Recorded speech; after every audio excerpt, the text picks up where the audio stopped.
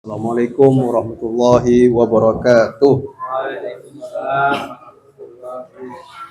Alhamdulillah wassalatu wassalamu ala Rasulillah wa ala alihi wa man walah.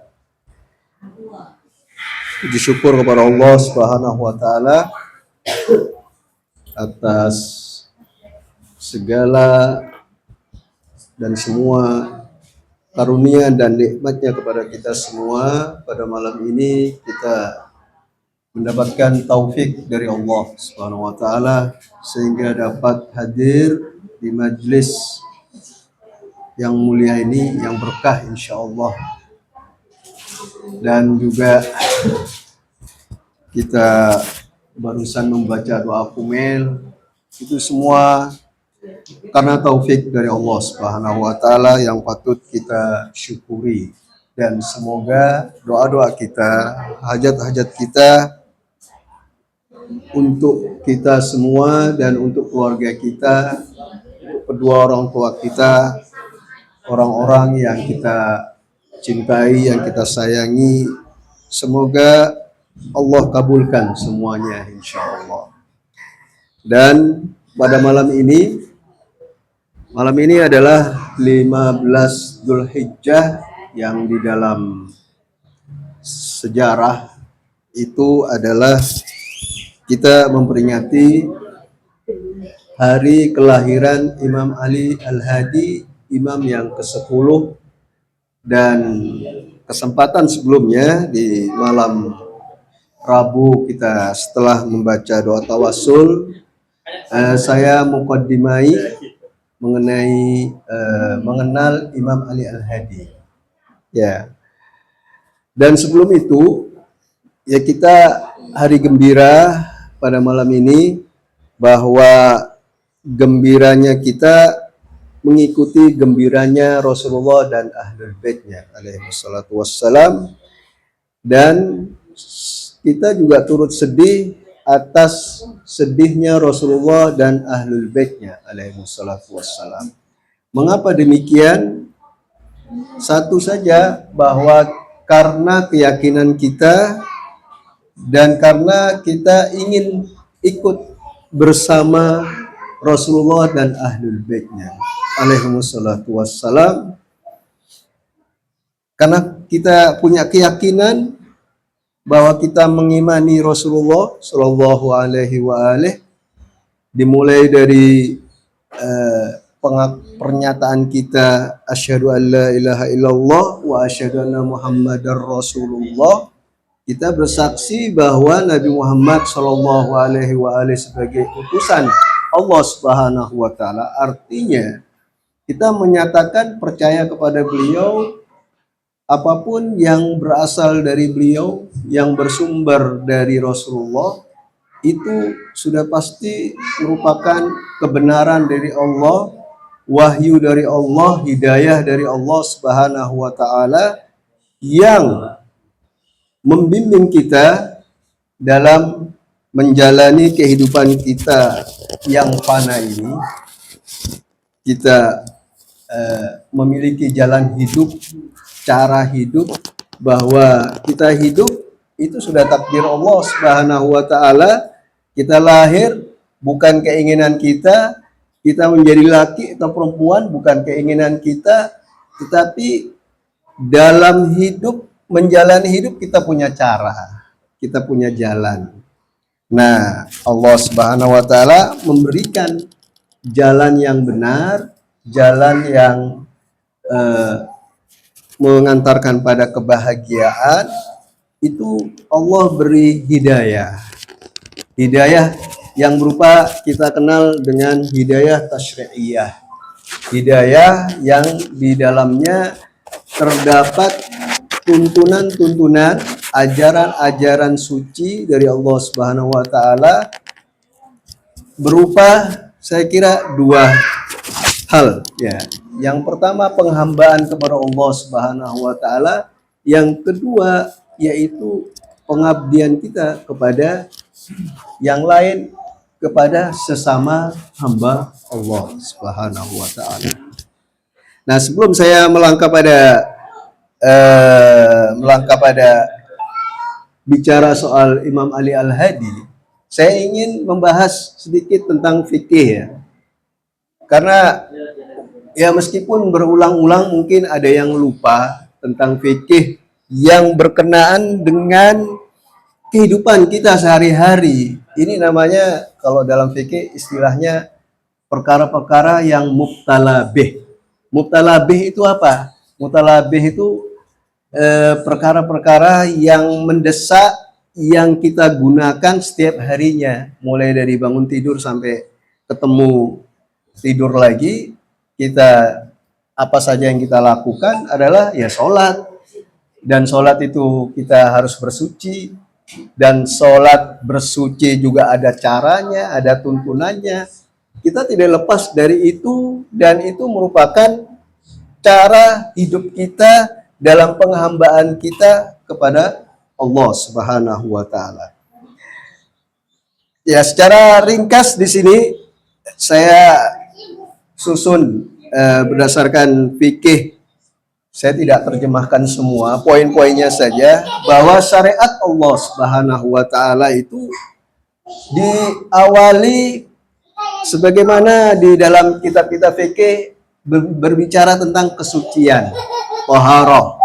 Nah, kesucian ini ada kesucian yang berkaitan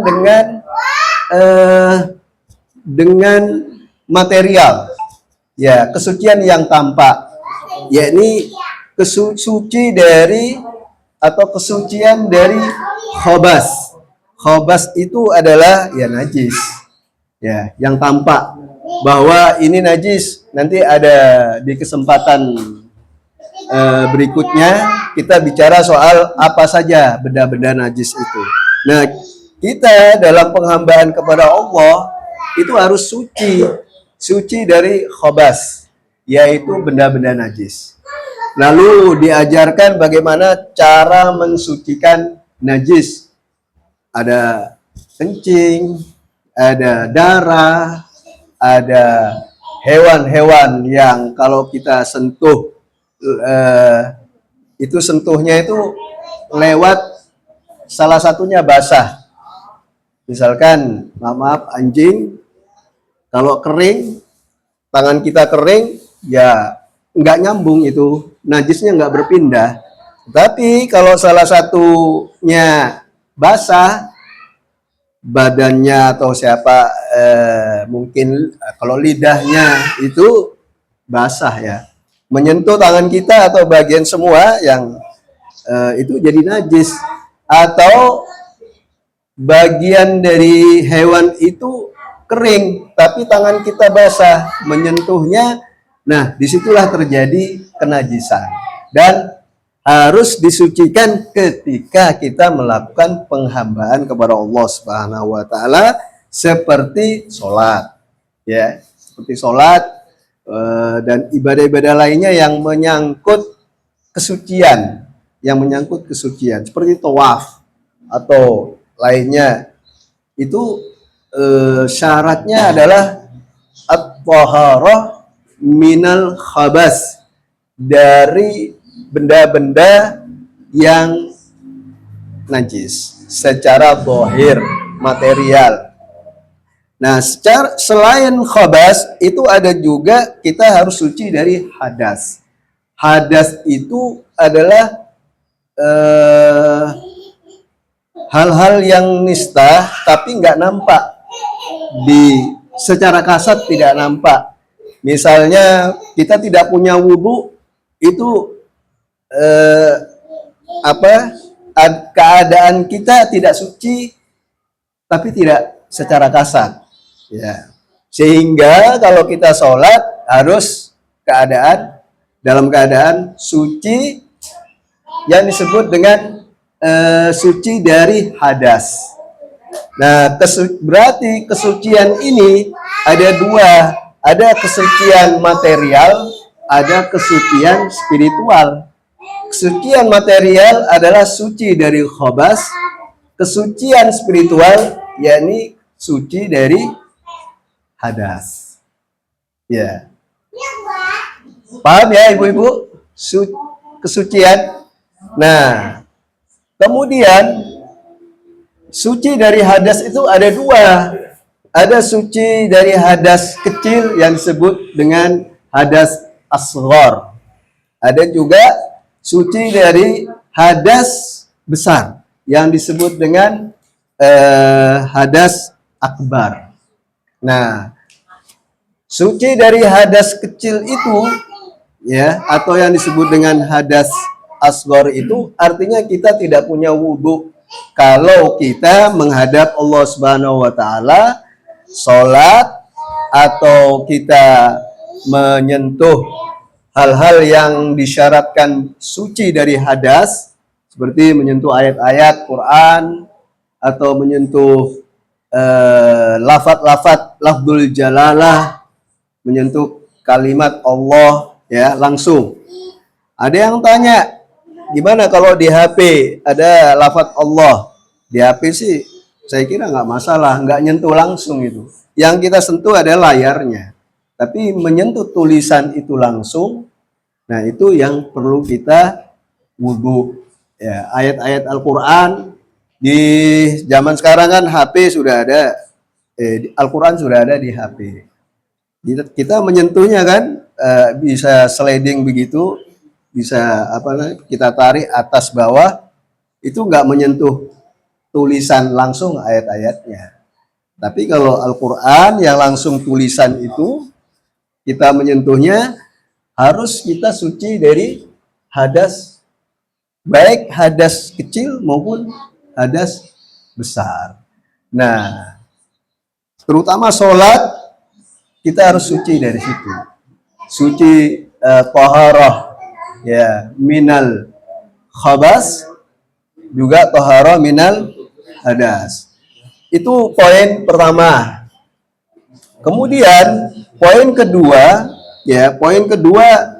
suci dari hadas itu, misalkan dari hadas kecil ya wudhu. Bagaimana cara wudhu? Bismillah.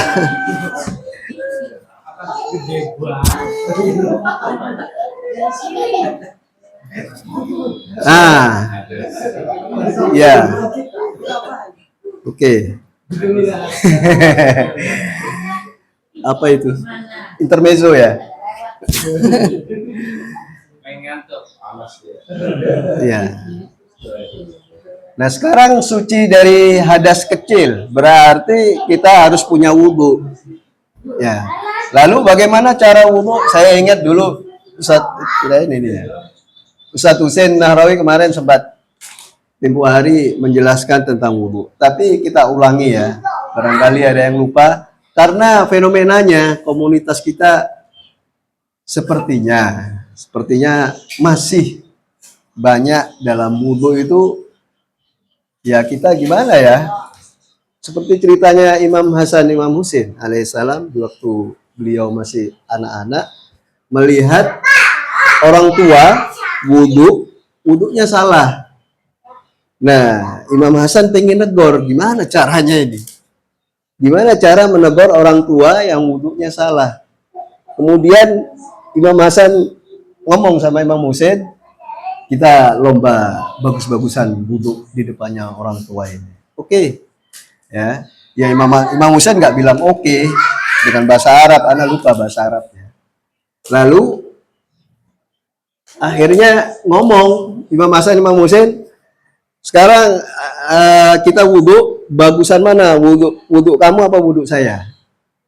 Di depannya orang tua itu, dia mau wudhu menyaksikan dua anak ini, cucunya Rasulullah Shallallahu Alaihi Wasallam, dan Imam Hasan dulu yang wudhu dengan wudhu yang ya pasti udah sempurna caranya, dan kemudian Imam Husain lalu sadar ini orang tua ini ngomong sama kedua anak ini, dibilang wudhu kalian wahai cucu Rasulullah sangatlah benar, sangat bagus. Wudhu saya yang saya harus belajar kepada kalian. Nah itu caranya.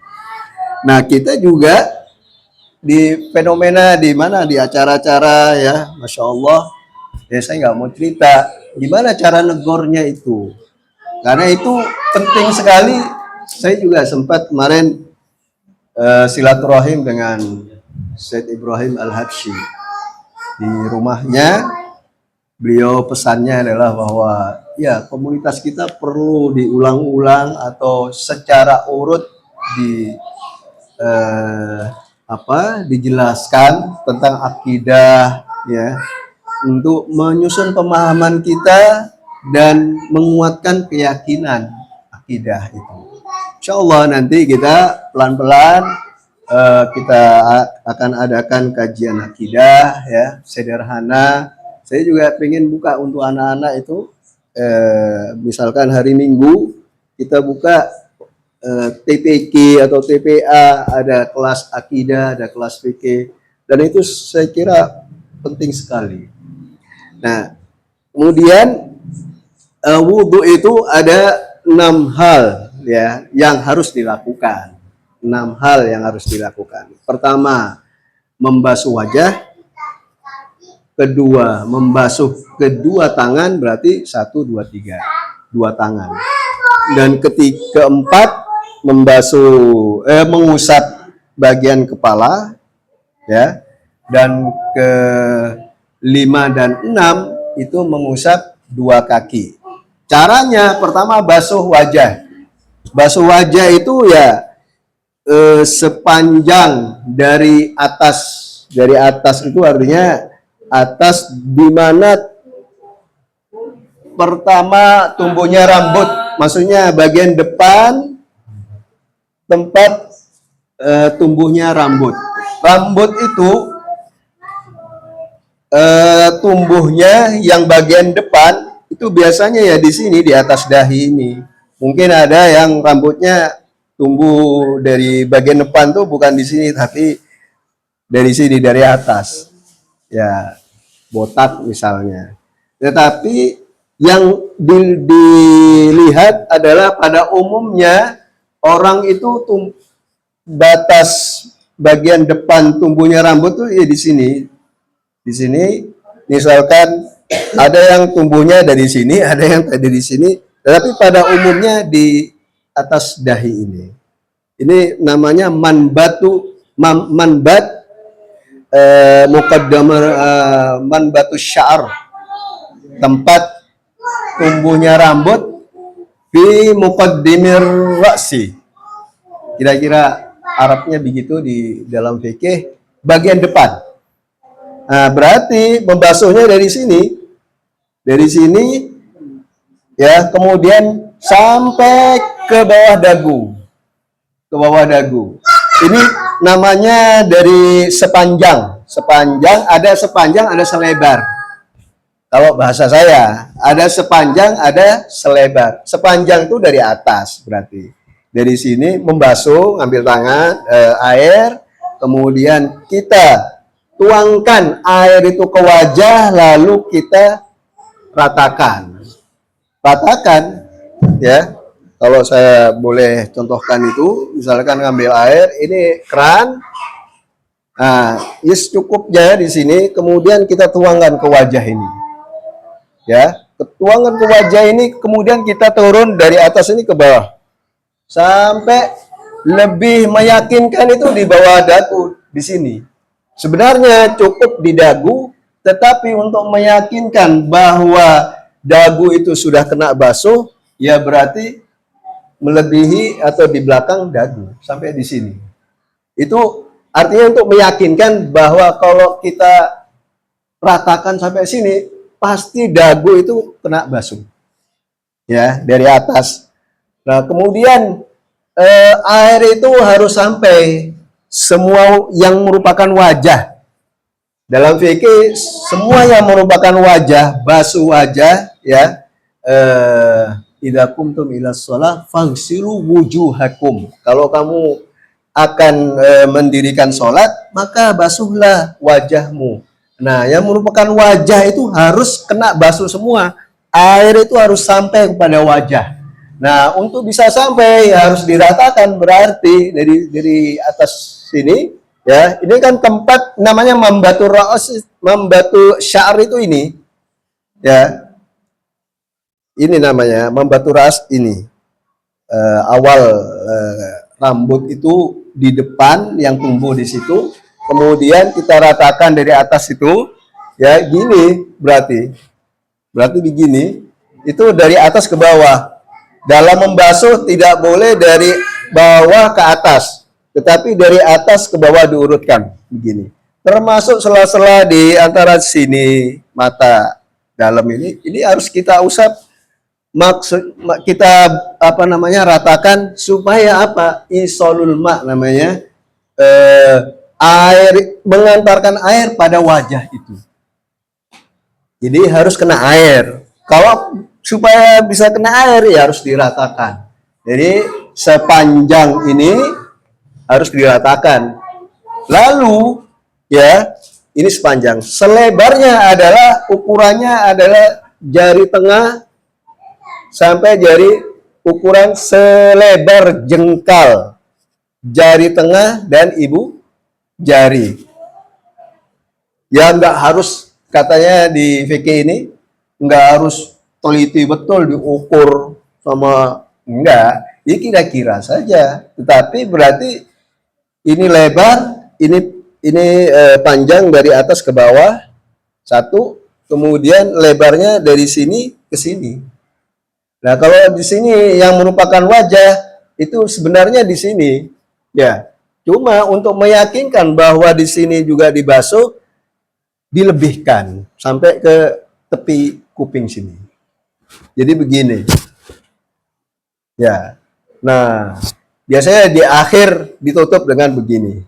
Biasanya. Cuma meratakan air, menyampaikan air ke wajah supaya dibilang membasuh wajah, ghuslul wajah, ya harus diratakan. Begitu. Itu pertama, membasuh wajah. Kemudian yang kedua, membasuh kedua tangan. Karenanya membasuh wajah. Ya. Kalau satu ginian, basuh gini kan kemungkinan besarnya nggak nyampe di sini. Makanya diratakan. Apa tidak wajib harus gini-gini? Wajib, diratakan itu maksudnya. Airnya. Ya. Secara airnya. Ya. Apakah gini dua kali gitu atau cukup sekali saja terus hanya? Berapa kali pun. Gininya meratakannya berapa kali pun. Mengambil air sekali, lalu dituangkan ke wajah, diratakannya itu udah berapa kali, ya? Kalau 1000 kali kering nanti basuhnya. Nah, jadi ya sekiranya kita rata sampai di sini, ya, di sela sini, itu maksudnya adalah mengantarkan air pada wajah, semua wajah. Hah? Tidak termasuk lubang hidung. Oh enggak. Ini lubang-lubang itu enggak masuk. Yang dibasuh adalah bagian luar, permukaan wajah. Ya, itu pertama. Kemudian yang kedua dan yang ketiga adalah membasuh tangan kanan dan tangan kiri dari siku, mirfaq katanya. Fagsilu wujuhakum wa aydiyakum ilal marafiq. Marafiq itu artinya siku. Ini siku. Nah, siku itu sampai ke ujung jari. Semua ujung jari. Dari siku sini sampai ujung jari, dimulai dari siku. Jadi ngambilnya begini, ini air, ya. Ini air. Lalu tuangkan saja. Tuangkan dulu, sekiranya kurang, ambil lagi satu. Nah, diratakan. Kalau sekali cukup, ya sekali.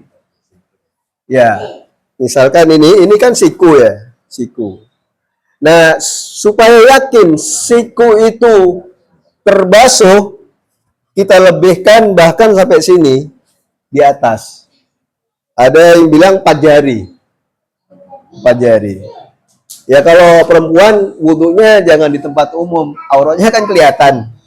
Ya di tempat yang tertutup. Ya itu banyak fenomenanya orang ya bukan di luar komunitas juga gitu. Yo auratnya kelihatan. Jadi kita ambil tuangkan air itu, lalu kita ratakan. Ya, diratakan semua, air itu sampai ke tangan itu, bahkan sampai sela-sela sini ini harus sampai.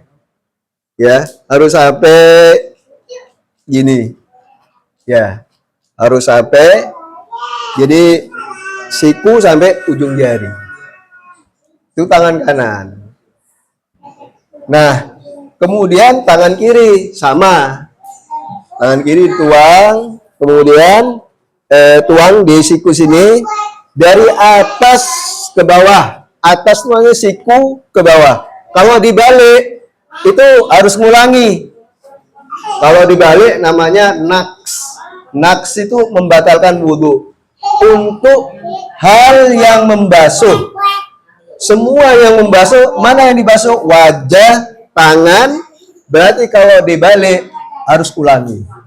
Jadi dari atas ke bawah, kanan juga dari siku ke bawah, bukan dari bawah gini. Ada orang kan muter ya, gini. Wah, bukan begitu caranya. Yang diajarkan oleh fuqaha kita, mustahid kita, ini kok bisa begitu ya? Ya, itu kalau dalam fikih namanya sirah mutasyarri'ah. Apa itu sirah mutasyarri'ah? Adalah para pelaku ibadah yang berwudu dari zaman Rasulullah sampai sekarang seperti itu. Itu jadi bukti. Syiah Imamiyah dalam wudu sepanjang masa seperti itu. Ulama-ulamanya seperti itu, enggak berubah cara wudunya. Nah, itu ya. Jadi membasuh tidak boleh dibalik. Kemudian setelah kita basuh tangan kiri, kita nggak boleh ngambil air lagi. Karena mengusap itu bukan air baru. Bukan air baru. Kita mengusapnya dengan air yang ada di telapak tangan kita. Ya, basahan artinya balah. Ya, balla itu artinya basahan. Tangan kita kan basah setelah membasuh. Nah, basahnya tangan ini kita usap dari depan kepala sini, ubun-ubun sini, sampai bagian sini, bukan belakang. Semua atas kepala ini dimulai dari sini boleh membalik, nggak seperti membasuh. Kalau mengusap, baik dari sini kita tarik ke belakang, boleh. Dari belakang ke depan, tarik ke depan, boleh. Nah, mengusapnya boleh 1 jari, boleh 3 jari. 3 jari itu begini, ya.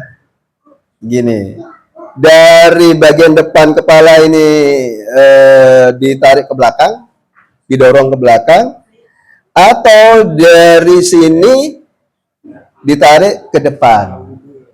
Nah, bagian depan kepala sini. Ini namanya muqaddamur ra'as, di sini namanya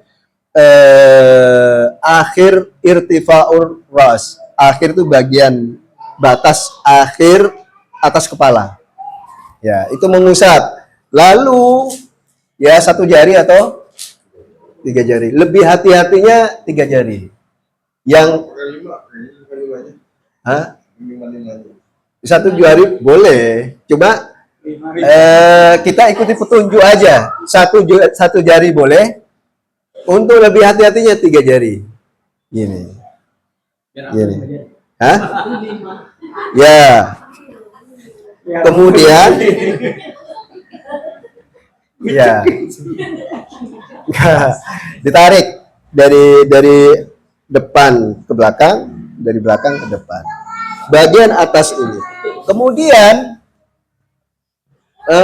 mengusap kaki dari ujung jari kaki, ujung jari kaki kan ini ya. Maaf ini ya, bisa dilihat. Ini kan ujung jari. Nah, orang mengusapnya bisa dari sini. Ini belum meyakinkan. Yang meyakinkan di mana? Ujungnya sini di bawah kuku, bukan di atas kuku ya, di bawah kuku. Gini berarti. Ya, begini. Sampai Ka'ab. Ka'ab itu ini namanya. Ka'ab itu antara dua mata kaki. Itu namanya Ka'ab. Boleh dibalik nggak? Dari sini ke sini? Boleh. Yang nggak boleh membasuh ya. Tapi kalau mengusap, boleh membalik. Dari ujung jari, semua ujung jari sini, kita usap, begini. Ditarik sampai Ka'ab. Ka'ab ini di antara dua mata kaki. Sini Ka'ab. Ka'bah. Cukup satu tarikan. Kalau dimiringin kan boleh. Hah? Kalau dimiringin gini boleh. Harus ditatakin kan Pak ya? Akhirnya Nah, kenapa ditatakin? Karena yang diusap, namanya yang ada yang mengusap, ada yang diusap. Yang diusap itu nggak boleh bergerak. Biasanya yang bergerak adalah yang mengusap. Ya nggak? Nah, supaya nggak bergerak yang diusap ditatakin. Seperti kepala ini ya, kepala misalnya orang malas mengusap tangannya bergerak, malas dia kepalanya aja. Ini kita ngikuti petunjuk saja bahwa yang bergerak adalah yang mengusap. Ya, termasuk mengusap kaki. Mengusap kaki itu juga supaya nggak bergerak ditatakin. Maksudnya atau di bawah begini, ya, atau ada bangku apa taruh, atau bahkan taruh di sini kakinya begini, ya. Gitu supaya nggak bergerak. Itu kira-kira ya yang saya pahami begitu. Jadi segini aja ya. Hah? Lebarnya cukup segini. Ya, enggak. Cukup diusap sekali aja. Nah, Satu jari ini. Usap nih. Ini jari dua. ada yang berpendapat, Kan satu jari tiga jari. Nah sekarang kita tuh satu jari gini gitu. ya janganlah. Enggak maksudnya Boleh atau enggak? makanya deh Sah atau enggak? Nah, saya nggak tahu. Takut saya jawabnya boleh atau enggak. Tadi kalau usap kepala nih satu jari bisa. Di VK ini bilang namanya asobe. Kalau untuk kepala. Iya, iya untuk kepala. Nah sekarang kita usap kaki nih. Satu jari usut gitu. Ya, asobe itu berarti jari-jari. Iya. Jari-jari kaki maksudnya. Kalau dibilang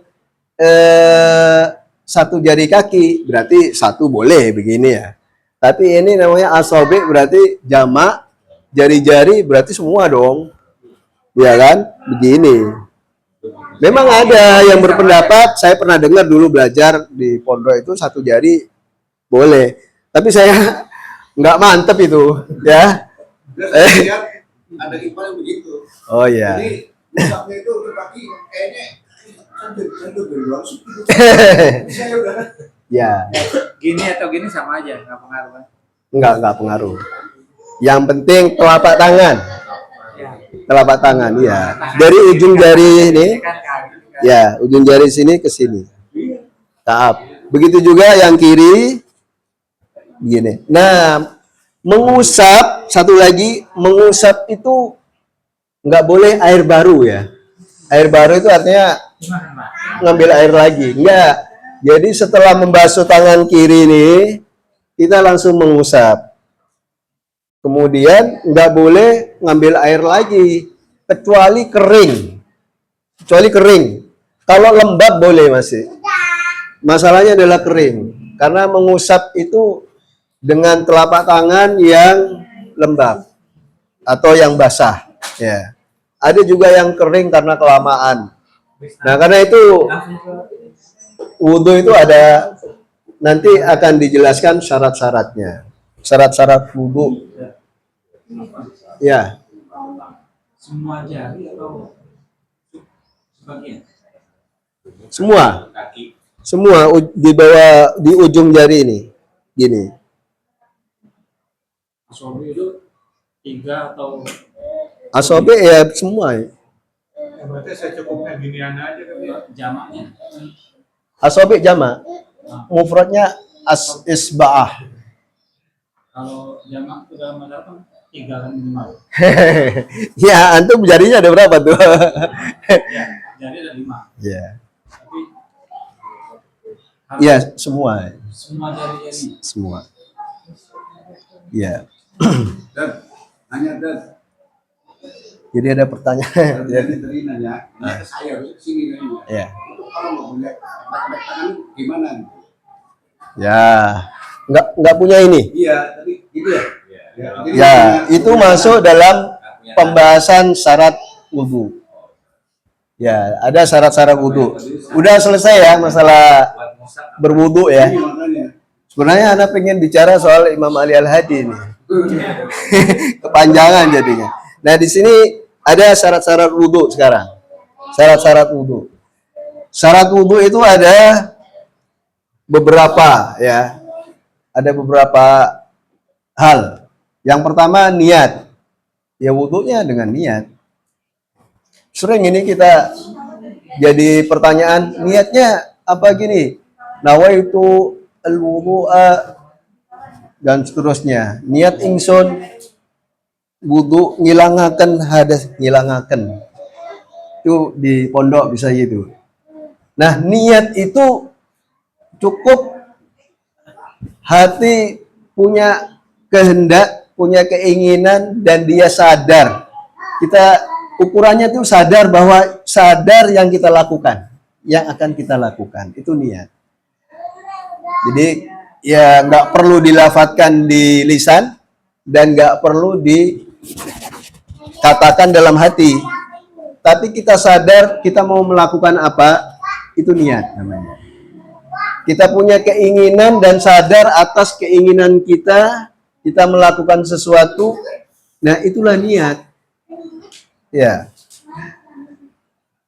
Kemudian jadi niat ya, qurbatan ilallah, jelas. Bukan niat wudu karena mertua atau karena siapa. Tapi karena Allah Subhanahu wa taala. Dan yang kedua, kesucian air. Jadi wudu itu airnya harus suci. Itu pertama. Yang kedua, airnya harus mubah. Mubah itu artinya air itu sah untuk digunakan, bukan milik orang lain, dan kita harus izin untuk menggunakan air itu. Kalau wudhunya di masjid umum itu pasti mubah.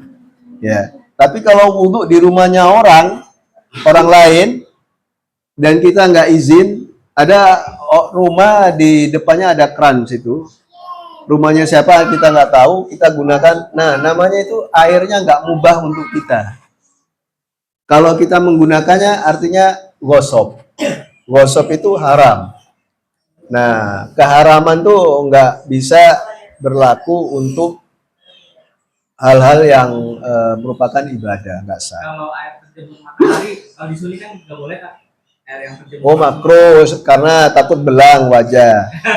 Iya, itu kayaknya iya memang ada, tapi di kita enggak. Mungkin ada, mungkin. Tapi enggak masalah itu. Ya, enggak masalah. Kemudian kemutlakan air. Jadi ada 3. Air itu suci, yang kedua mubah, yang ketiga mutlak. Mutlak itu air mutlak, yang air yang disebut air, nggak ada campuran apa-apa, itu namanya air mutlak.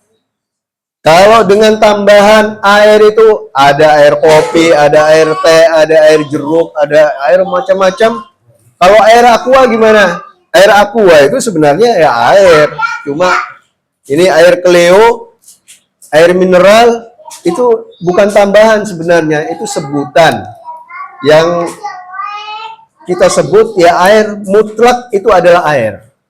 Beda dengan air teh, pasti sudah nggak disebut dengan air itu disebut teh atau air teh minuman. Nah, itu bukan mutlak. Jadi wudhu itu dengan air mutlak. Itu yang disebut dengan air mutlak, itu nggak ada embel-embel kata lain.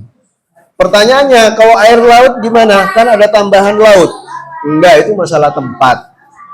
Air yang ada di laut, air yang ada di sungai, namanya air, gitu ya. Nah, jadi syarat wudhu itu yang pertama niat, yang kedua air itu suci, mutlak, mubah. Kemudian yang ketiga juga anggota wudhu. Anggota wudhu itu apa saja? Wajah, kedua tangan, 3. Kemudian bagian kepala yang kita usap 4, dan kedua kaki yang kita usap 5, 6. Berarti anggota wudhu ada 6. Nah, itu harus suci. Kalau najis bagian yang kita usap itu harus nggak sah itu wudhunya. Harus sucikan dulu. Juga wajah, ini wajah ada darah, langsung kita wudhu nggak sah. Harus disucikan dulu. Jadi anggota-anggota wudhu harus suci. Kemudian yang keempat, nggak ada halangan dalam penggunaan air. Maksudnya apa nggak ada halangan? Ya, misalkan luka di anggota wudhu ini ada luka. Ada luka yang ya, misalnya diperban namanya jabiroh. Wudhunya jadi wudhu jabiroh. Nanti ada hukumnya lagi lain. Yang disebut dengan wudhu jabiroh itu misalkan bagian sini luka diperban atau ada yang di gips ya. Itu nggak dibasuh, masa digips disiram. Itu cukup diusap bagian perbannya atau gipsnya. Namanya wudhu jabiroh, ada di bab lain. Jadi nggak ada penghalang di anggota-anggota wudhu. Ya, di anggota-anggota wudhu nggak ada penghalang. Kalau penghalang seperti tadi itu, gimana ininya nggak ada? Ya, yang ada yang dibasuh. Sampai di sini nggak ada, ya berarti nggak ada yang dibasuh. Berarti yang kiri yang dibasuh. Itu syaratnya ya. Jadi masalah anggota wudhu nggak ada penghalang. Kemudian, ya. Kalau di sini kan ada yang pakai sepatu itu boleh basuh sepatu itu. Oh, namanya itu wudhu khuf. Boleh tapi tak. Masul khuf. Enggak ada kita. Di kita nggak ada. Ya. Ya. Terus mau nanya lagi tak? Ya. Kalau dulu di sini kan belajar masalah batasan air ya, tapi ya. Walaupun air itu misalkan dari sungai gitu. Kan air itu kan bisa berasa, berbau, berwarna gitu kan. Itu batasannya kalau dulu di sini salah satu misalkan masih berbau, terus berwarna tapi nggak berasa, itu masih boleh kan? Salah satu dari ketiga itu nggak ada, itu masih boleh, tapi kalau ketiga-tiganya ada itu udah nggak boleh dipakai. Itu gimana? Itu namanya perubahan keadaan air. Ya, perubahan keadaan air, berubah airnya. Berubah itu ada berubah secara alami, kena lumut, jadi airnya warna hijau, atau kena tanah. Seperti sungai yang di sini nih, sungai yang di mana? Sana ya. Itu air mutlak gitu. Air mutlak dan boleh wudhu di situ. Kecuali ya, kalau air ini sudah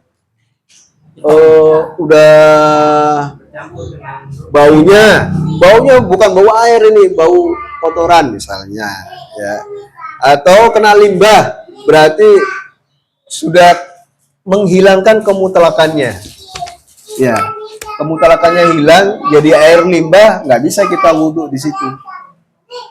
Tapi kalau perubahannya alami, nggak ada campuran limbah, pewarna atau apa, itu tetap mutlak ya. Seperti tercampur tercampur tanahnya naik nih, jadi warnanya nggak bening tapi warna tanah misalnya, itu kemutlakan air terjaga.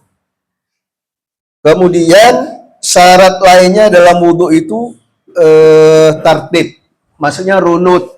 Runut itu ya, kalau wudhu dimulai dari wajah dulu, tangan kanan kiri mengusap, itu namanya tartib. Dan yang ke-6 itu mubasyarah, dilakukan sendiri. Wudhu orangnya yang melakukan, bukan dibantu sama yang lain. Nah, ada perbedaan memang. Kalau dia membasuhnya nggak bisa, dia nggak bisa nih kena stroke misalnya, tangan nggak bergerak, ya. Lalu gimana cara wudhunya? Diwudhukan bisa nggak? Ya wudhukan saja, membasuhnya. Tapi kalau mengusapnya harus tangannya sendiri yang mengusap. Dia gerakkan, ada yang membantu.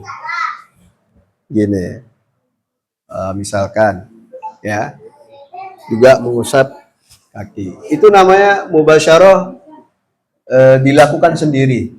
Pelakunya sendiri yang melakukan wudhu. Yaitu sekilas tentang fikih toharoh. Insyaallah kita lanjutkan, ada bab mandi itu suci dari hadas besar. Kemudian juga selain mandi ada tayamum. Ya, mandi di sini ada mandi wajib, ada mandi yang sunnah. Mandi wajib itu dari junub, dari kalau perempuan dari haid, dari darah nifas ya, atau ya haid ya. Nah, itu yang disebut dengan hadas besar, mandi wajib. Kalau mandi sunnah ada juga. Mandi sunnah itu nggak harus dia karena mensucikan dari hadas, tetapi hari Jumat dia mandi sunnah. Malam Lailatul Qadar dia mandi, itu mandi sunnah. Ghadir Khum, ini Ghadir Khum minggu ini, hari Ghadir Khum, mandi itu namanya mandi sunnah. Walaupun dia nggak punya hadas. Yang punya hadas itu yang disebut dengan mandi wajib, sehingga kalau dia sholat, ya dia harus mandi. Itu ya. Kalau habis mandi hadas besar, langsung sholat sah atau harus dulu lagi? Asal nggak batal. Kalau pas batal, ya itu harus wudhu, ya wudhu lagi. Terakhir hal-hal yang membatalkan wudhu. Hal-hal yang membatalkan wudhu. Yang pertama, ya kencing, udah nggak punya wudhu lagi, berarti dia punya hadas. Dia kesucian spiritualnya hilang, artinya nggak punya wudhu. Dan yang kedua, buang angin dari belakang. Bukan dari depan, bukan dari belakang, keluar anginnya, ya itu membatalkan, itu namanya menghilangkan kesucian dari hadas. Kemudian yang keempat, tidur yang yang panca inderanya hilang tuh. Misalkan penglihatan sudah nggak lihat, pendengaran sudah nggak dengar, udah tidur walaupun sekejap. Itu sudah batal itu. Kalau sudah nggak dengar apa-apa lagi, nggak ngelihat apa-apa lagi, panca inderanya sudah nggak berfungsi, itu namanya, kalau dalam fikihnya namanya an-naumul ghalib. Naumul ghalib. Artinya tidur yang sudah mengalahkan panca indera. Kemudian yang kelima, istihadhah, itu nanti ada. Istihadhah itu bukan darah nifas, bukan darah haid, tapi istihadhah. Ada hukumnya lagi. Untuk perempuan yang istihadhah itu membatalkan wudhu. Dan yang keenam ini junub. Ya, bapak atau ibu-ibu junub udah pasti punya hadas kecil maupun hadas besar. Sallallahu alaihi Muhammad wa ali Muhammad. Misal kalau istihadhah itu darah nyamuk itu termasuk istihadhah? Enggak, istihadhah itu darah yang keluar dari perempuan. Oh, bukan. Oh, darah nyamuk itu. Bukan. Nanti ada 3 jenis darah untuk perempuan. Itu cuma untuk perempuan doang.